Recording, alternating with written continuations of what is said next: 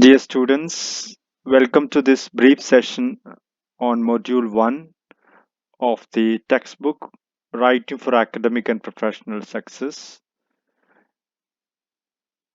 In this session, we will look at certain basic aspects related to academic writing.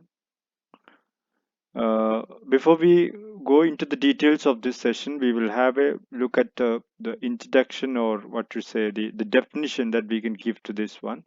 So, what is academic writing? Academic writing generally refers to all writing tasks assigned to students for the purpose of study at college level.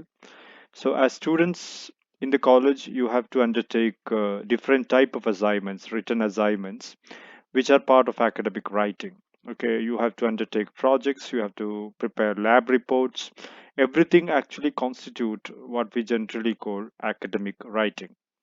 So, as this slide shows, a student has to undertake different writing tasks like preparing lab reports, writing proposals, project reports, and answering questions. Even answering questions during the examination is part of, or the way you appear for written examination can be part of academic writing. Academic writing skills, every student has to possess the academic writing skills.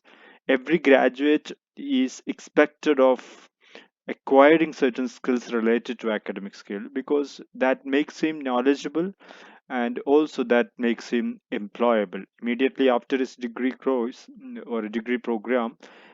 He can be directly employed because he possesses certain skills related to academic writing as well, like project report and all those things. So academic writing involves to write logically and legibly following certain techniques and conventions. So you should know what we mean by academic writing. What are the? It should have a logic in it. It is not like creative writing where we can write whatever things that come to our mind. It has to be logically structured, and it should be legible to the audience. It has a clear-cut pattern, and also we should follow certain conventions, certain do's and don'ts in academic writing. Then only we can be perfect in that. So, what are the steps that we can actually follow to master the skill in academic writing? So, let's see. The first thing is, start free writing. That's the beginning of it. You can write anything about. You can write, anything that you want to write about, any incidents in your personal life, about the things that happened in your personal life, about many things that you actually encounter, or your feelings, your emotions, whatever that comes to your mind can be written, can be jotted down. That's the first step.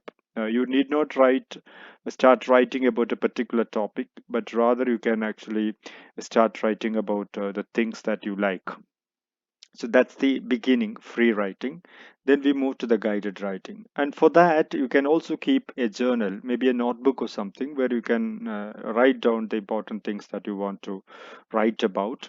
And later you can combine them into a report or an essay or whatever. So you should have a journal in which you note down the important points, the sporadic thoughts that come to your mind, etc. Then reading and writing, that should go hand in hand.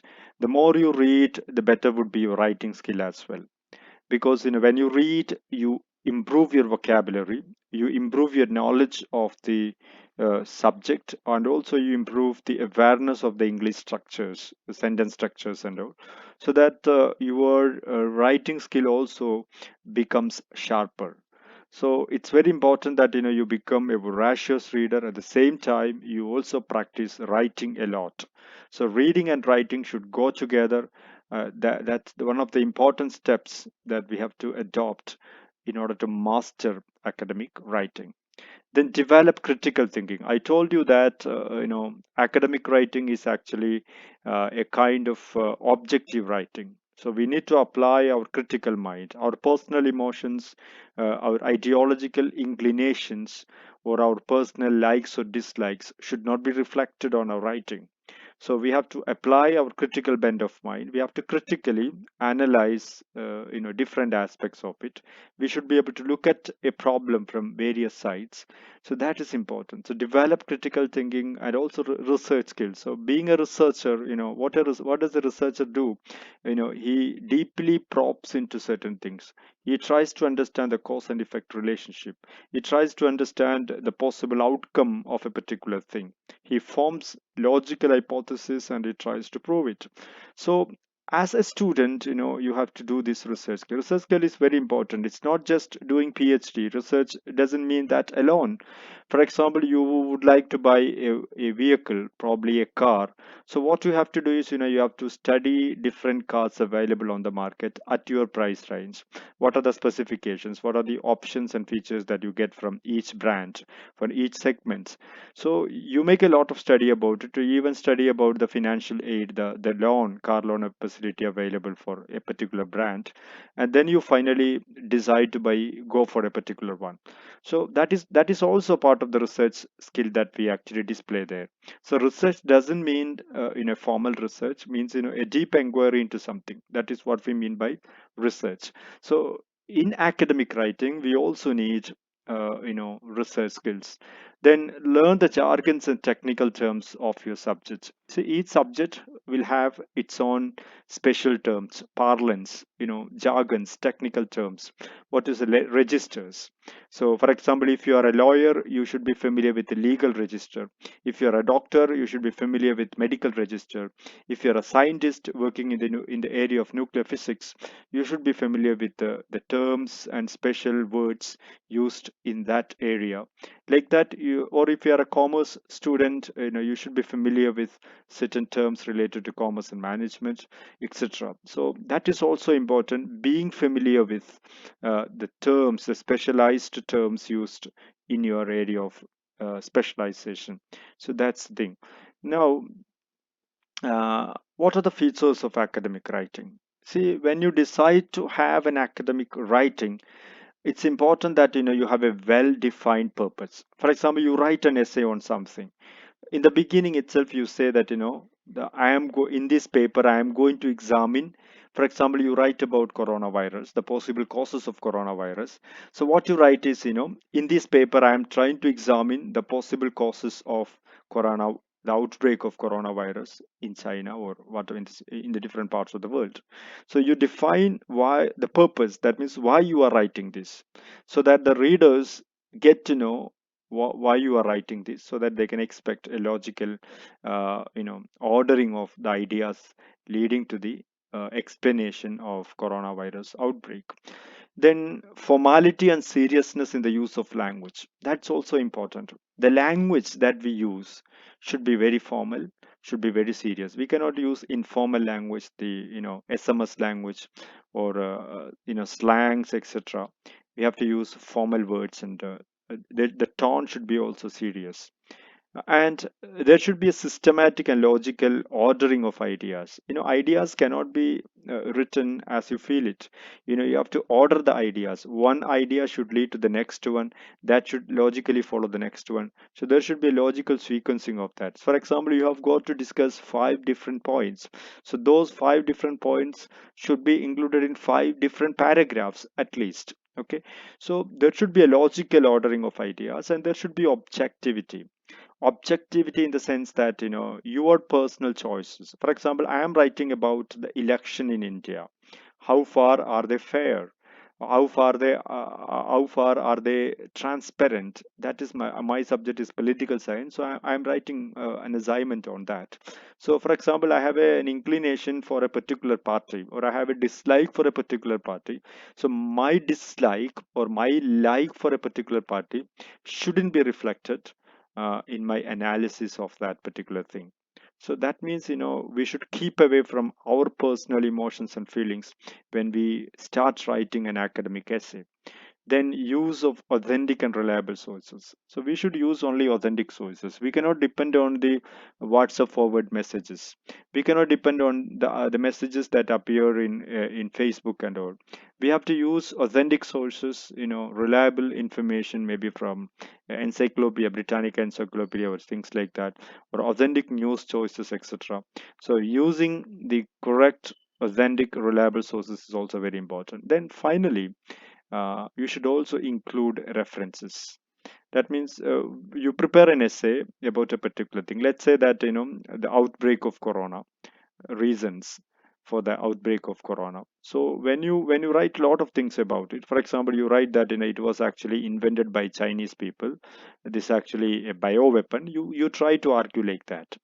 uh, but when you do that, you have to include the references. Why you are saying this? Have you got any authentic document to say that it was actually a Chinese made virus deliberately created to create panic in the society and destroy the economy of the world?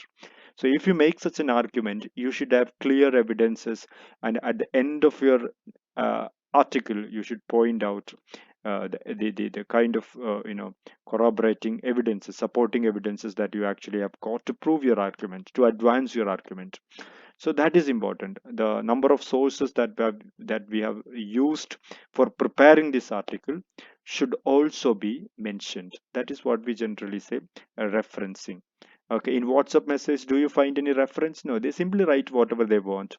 We don't know who wrote it. We don't know where they got this information from, but still, they present it in front of us as if they are very authentic.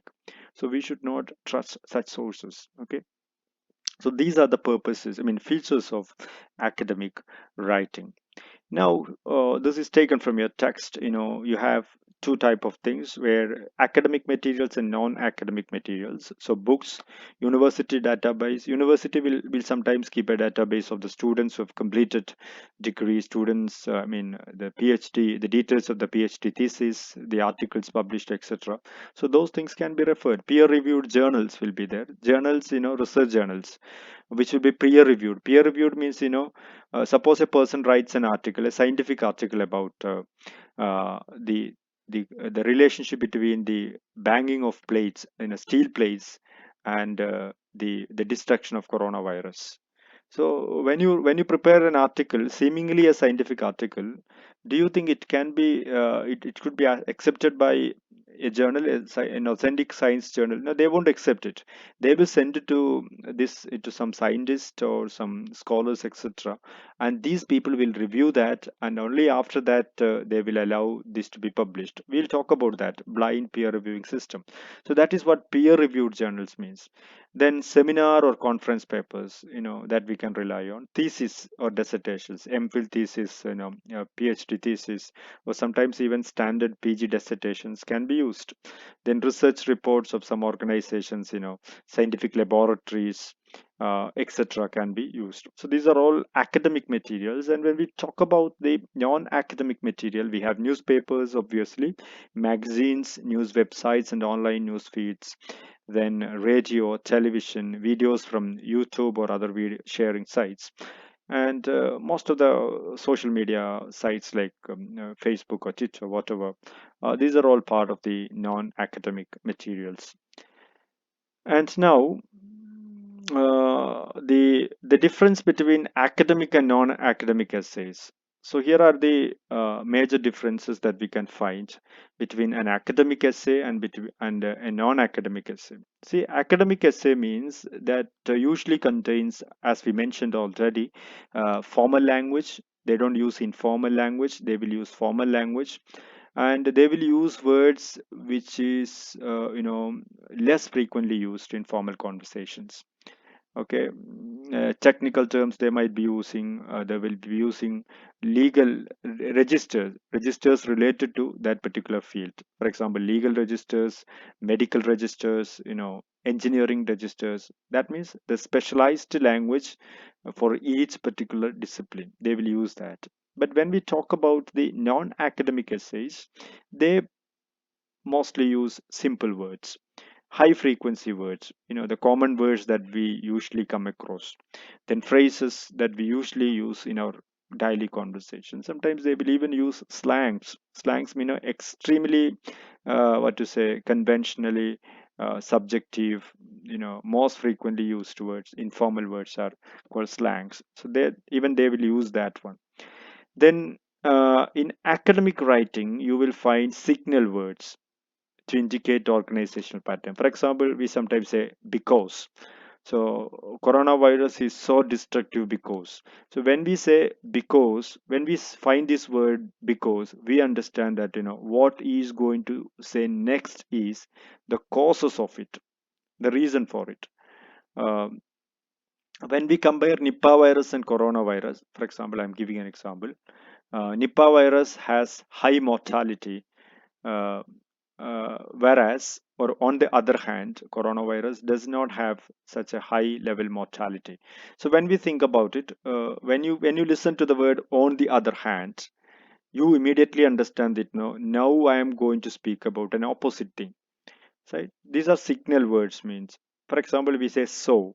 So when you say so, means we are establishing a reason and we are now going to tell a result. Okay, so for example, a simple example is, I'm very tired today, so I am not coming with you today.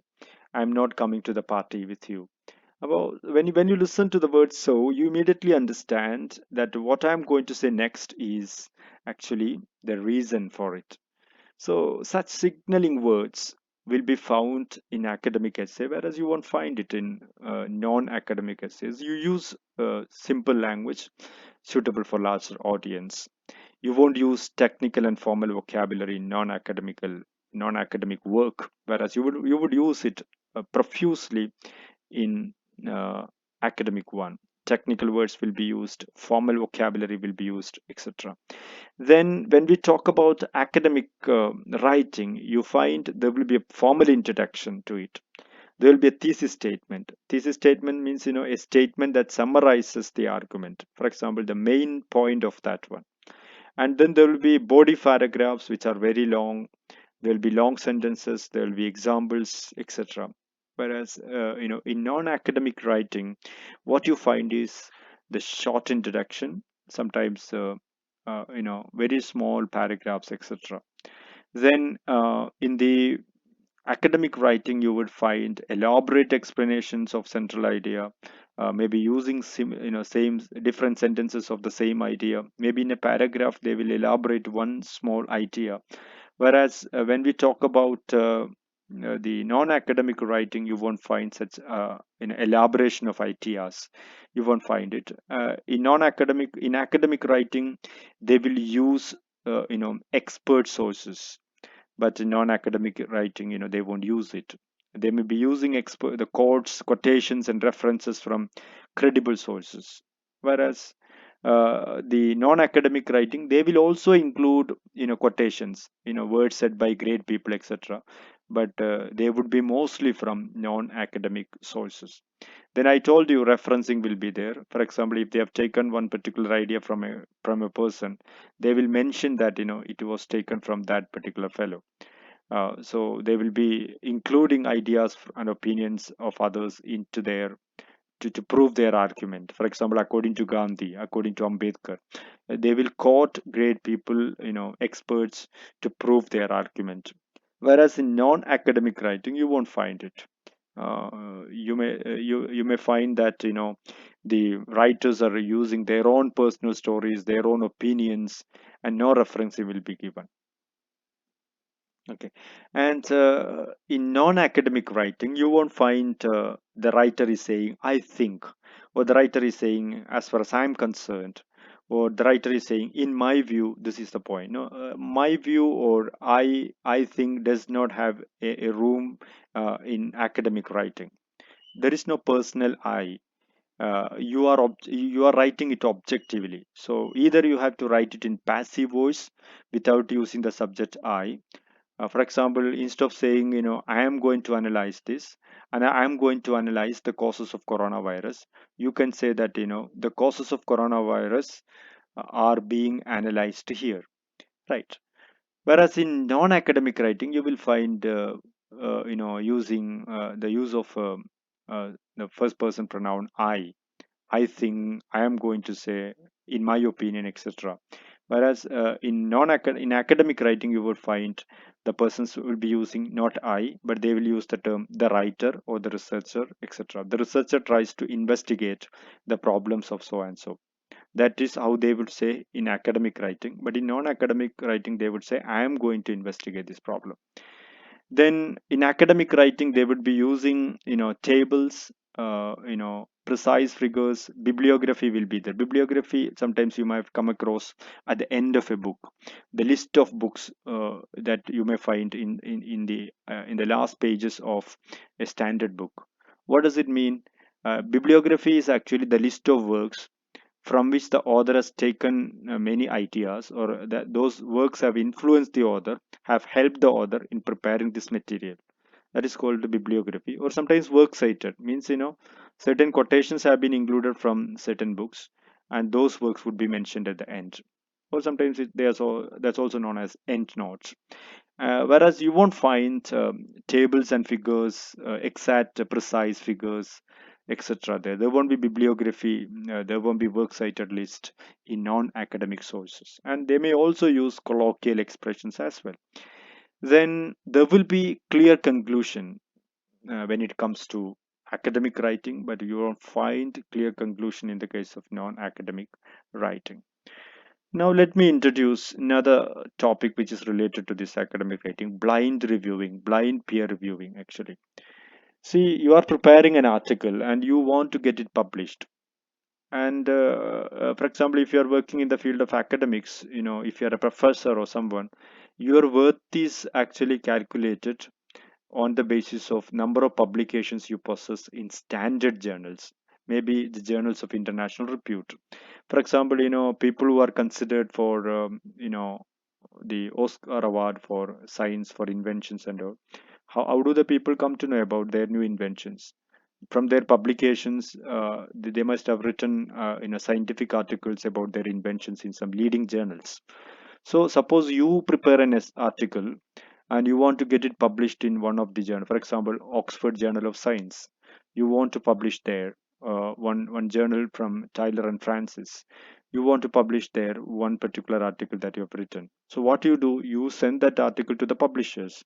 But do you think the publishers will right away go and publish it? No, they will send it to reviewers. Reviewers may be the editors or the experts of some experts who are working in the field, maybe scientists or other scholars, or sometimes other scholars who are writing, who are contributing their articles to this journal. Suppose I have got three or five my articles published in one standard journal or a few standard journals. Next time they will include me in their list of reviewers.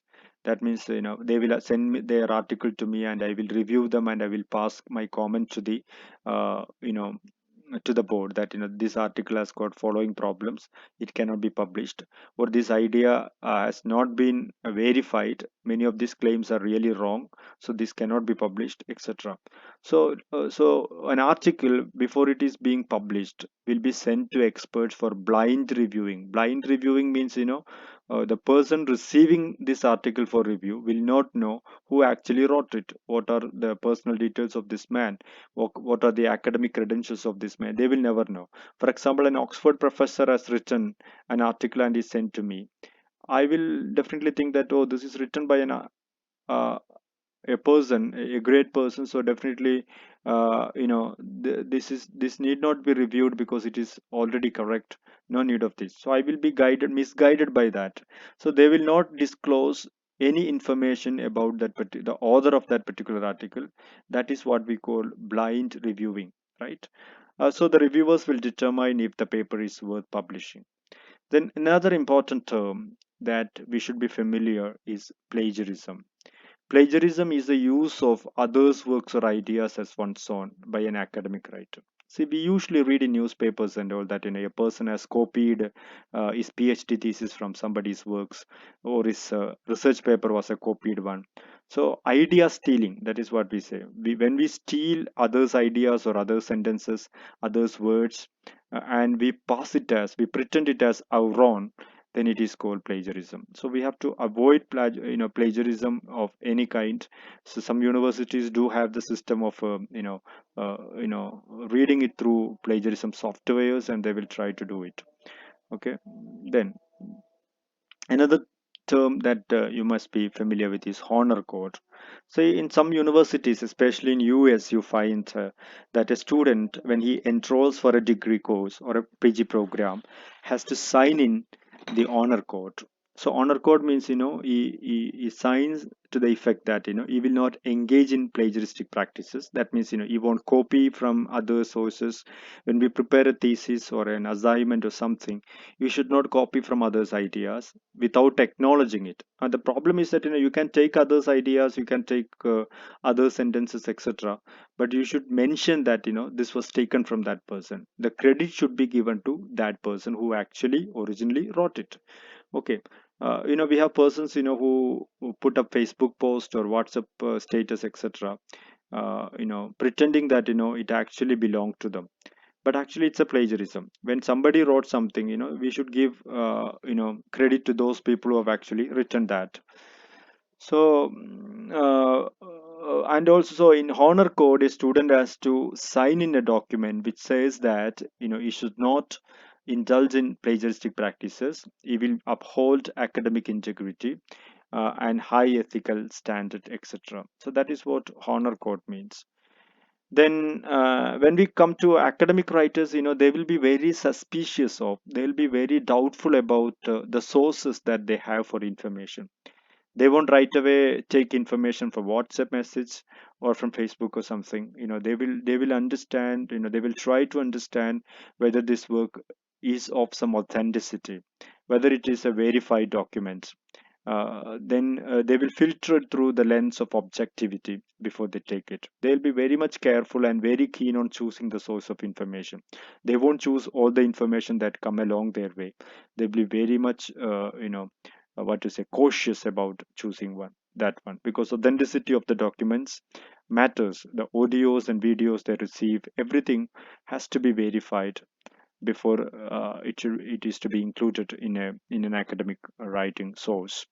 So that's all about this chapter. So here we have found out what academic writing means, what are the features of academic writing, what are the steps for developing academic writing skills, then the question of plagiarism, and of course honor code, and what are the major differences that you come across between academic writing and non-academic writing in terms of use of language, selection of words, method of writing it, systematic and logical ordering versus lack of it, etc.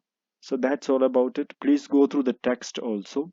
With this, let me call it today. Thank you.